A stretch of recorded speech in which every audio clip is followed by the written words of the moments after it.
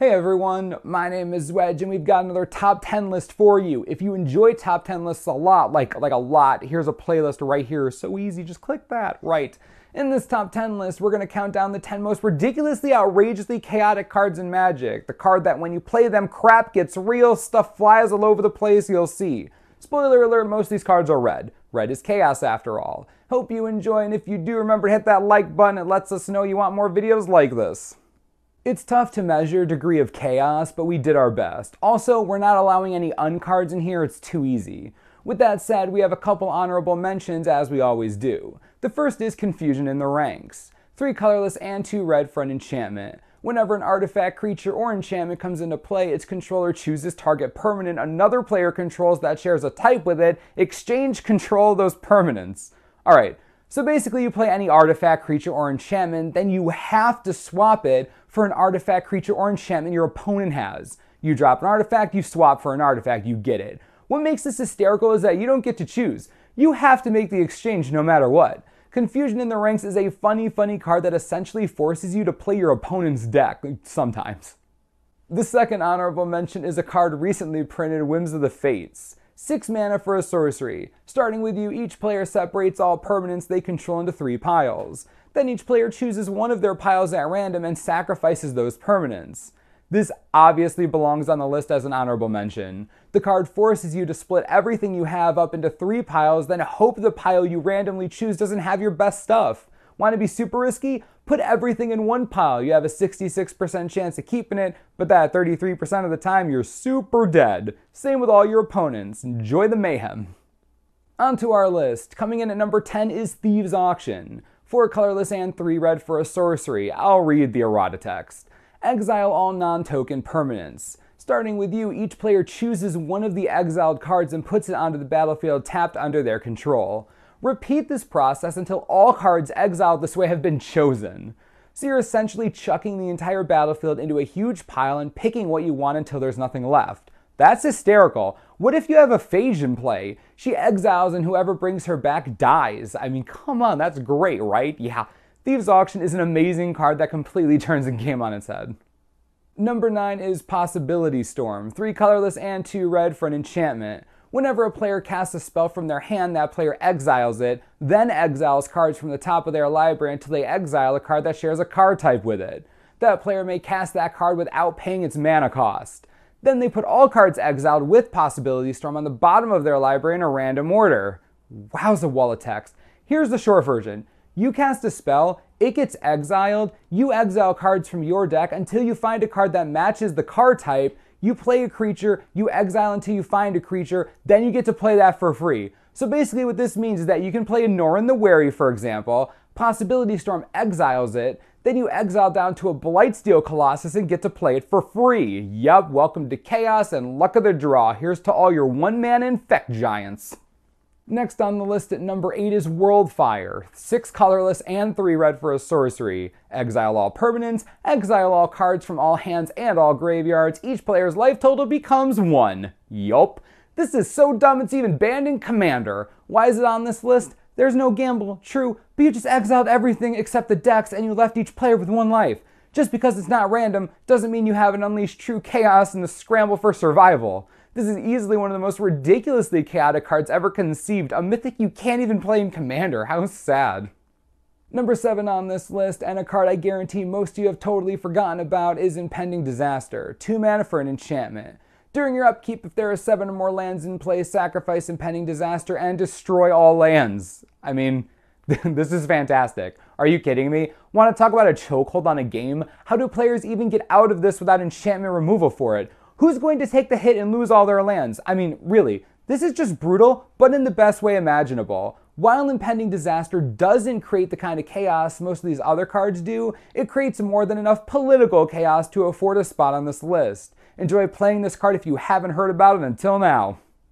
Moving right along at number 6, we have another impressive wall of text from Warp World. 5 colorless and 3 red for a sorcery. Each player shuffles all permanents they own into their library, then reveal that many cards from the top of their library. Each player puts all artifacts, creatures, and lands revealed this way onto the battlefield, then puts all enchantment cards revealed this way onto the battlefield, then puts the rest on the bottom of their library in any order.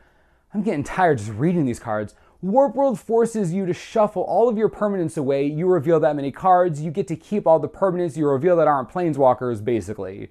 Enchantments come in after, so you can enchant creatures if need be. Best part about this? Play it with a token generator, something like Prosh. Your little kobolds count as permanents. They aren't cards, but they add to the count on Warp World. That's just value. Enjoy turning the board into straight up death. Time to break into the top 5 and also break our streak of red cards. Knowledge Pool is 6 mana for an artifact with imprint. When it enters the battlefield, each player exiles the top 3 cards of their library. Whenever a player casts a spell from their hand, they exile it. If they do, then they can cast another non-land card previously exiled with Knowledge Pool without paying the card's cost. So you play the pool, imprint your top 3. One of them is, Child of Ellora. The next time you cast any spell at all, that spell gets exiled and you can cast Child of Ellora for free. The next time you cast a spell after that, you get another free card from Knowledge Pool, so on and so forth, for both players. Enjoy having free mana, but being weirdly a turn behind, kinda sorta, the chaos. Yeah, we're not done yet. Coming in at number 4 is Scrambleverse, 6 colorless and 2 red for a sorcery. For each non-land permanent, choose a player at random. Then each player gains control of each permanent for which they were chosen. Untap those permanents. So basically, you take every single permanent on the battlefield and roll a die to see who owns it. Someone could end up with nothing. Conversely, someone could get everything. It's a giant gamble. The roll of the die decides the fate of the battlefield. A wise M12 card once said, sometimes a little chaos is in order. Well, Scrambleverse brings it to a whole other level. Everything based on the roll of the die. Top 3. This is where things get nuts. Grip of Chaos is 4 colorless and 2 red for an enchantment. Whenever a spell or ability is put onto the stack, reselect its target at random if it has a single target. Now, I know what you're thinking. Doesn't seem that ridiculous. Well, you're crazy. This retargets anything that has a single target. Everything with a single target, good or bad, in your entire deck is now completely random. The reason this card is so high on this list is simply because, in Commander play at least, this ruins games. It takes the power away from some of the most powerful cards in Magic. Single-handedly turns them all into potential self-destructing bombs that ruin your whole day. That's just the best. Honestly, the best. Kudos to Grip of Chaos. Hysterical. Oh, one more thing. If someone is playing Storm, enjoy that. I'll be here 50 years from now as you finally figure out where the last grape shot hits. Number 2 is a card most of you have probably never heard of, and that's okay because it's banned in literally every format imaginable. Shahrazad is 2 white mana for a sorcery, Errata Time. Players play a Magic the Gathering sub-game using their libraries as their decks. Each player who doesn't win the sub-game loses half of their life rounded up. Yes, you heard me right, and no, this isn't from an unsaid. This card forces you to play a sub-game of Magic, another game within a game. Leonardo DiCaprio would be proud.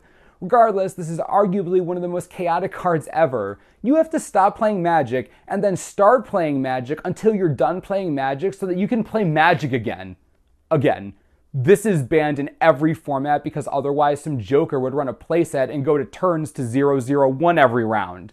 Being banned doesn't stop Shahrazad from being one of the most outrageously chaotic cards ever. Things not going your way? Start a new game! Ha! That'll show them! Or at least people with a curfew, or a job in the morning, or I don't know, any responsibility at all. Imagine this with Commander. Good thing it's banned. Dang. We finally made it to the end. Number 1. Let's see how many of you got it right. Without a doubt, the absolute most chaotic card in Magic is Goblin Game. 5 colorless and 2 red for a sorcery. Each player hides at least 1 item, then all players reveal them simultaneously. Each player loses life equal to the number of items they revealed. The player who revealed the fewest items then loses half of their life rounded up. In case you're confused, it says object, but the errata text was changed to item because object can refer to pretty much anything in any zone of the game. Fun fact.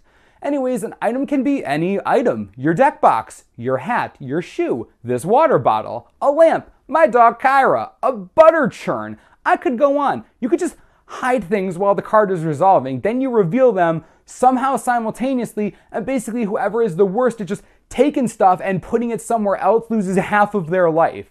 But whoever was the best at hiding stuff also loses a chunk of life. It's mind games. This card is legal in every format it could be legal in. Vintage, Legacy, Commander. You could play this at tournaments if you want to. Seriously, you can. Can someone do this? Honestly, Goblin Game is the actual dream deck and obviously the most chaotic card in Magic. It transcends the game itself. That's how chaotic it is. Clear victory. I hope you enjoyed our fun little look at the most ridiculously, outrageously chaotic Magic cards ever printed. This list does not encompass all the craziness that Wizards has printed, but it gives you a real good idea of what they're capable of. Anywho, let me know in the comments what you think about these ridiculous cards and what are some that you think we missed, or that deserve to be on here but weren't. I'd love to hear what you have to say. As always, subscribe for the latest and most reliable Magic the Gathering information you could ever need. This is the Manosaurus, I'm Wedge, thanks for watching, we'll see you next time.